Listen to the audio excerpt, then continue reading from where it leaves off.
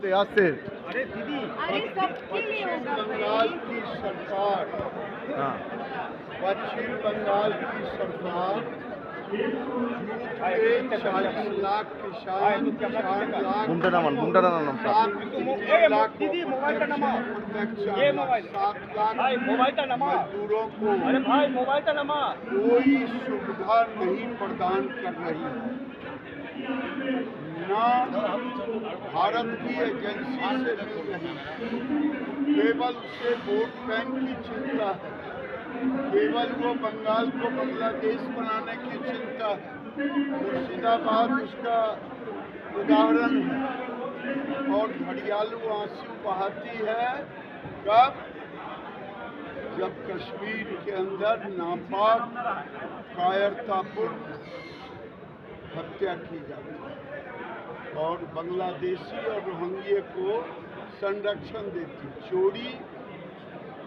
चोर चोरी के खिलाफ। गिरज जी पाकिस्तान के मंत्री ख्वाजा एम आसिफ, उन्होंने कहा है कि यूएस के लिए वो ये टेररिज्म वाला गंदा काम करते हैं, क्या कहना है? हम हैं जियो और जीने दो। भारत के अंदर कभी किसी अल्पसंख्यक को बहुसंख्यक ने कभी कुछ नहीं किया।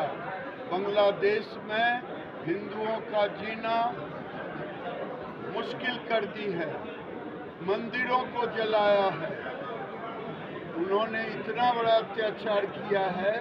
मैं कभी टेररिज्म की काम, क्योंकि हम तो सर्वे भवन्तु सुखिनः सर्वे सन्तु निरामय करते हैं, लेकिन जो जैसा करता है उसका फल उसको पाना पड़ता है।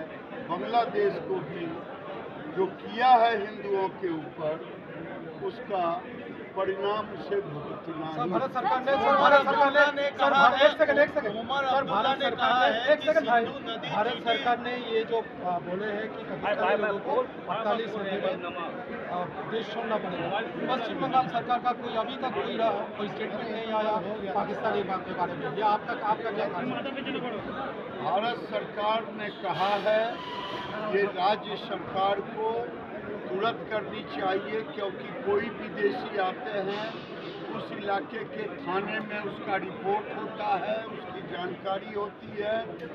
ममता बनर्जी बांग्लादेशी, रोहिंग्या और पाकिस्तानियों को संरक्षण देने में अव्वल रही है, इसलिए ममता बनर्जी को इस पर अपनी प्रतिक्रिया देनी चाहिए। उमर अब्दुल्ला ने कहा है कि घर को ढेर कर दिया है भारतीय सेना ने, तो वो तो ठीक ही किया है, जैसा करेगा वैसा पाएगा।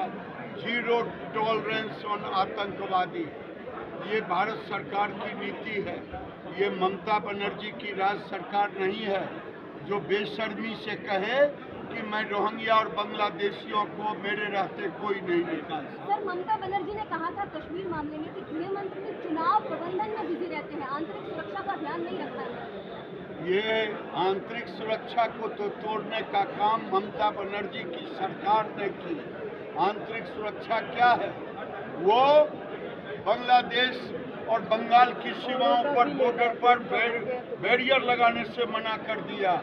वो नॉन कोऑपरेटिव है, वो चाहती है कि जितना बांग्लादेश से, रोहिंग्या से मुसलमान आ जाए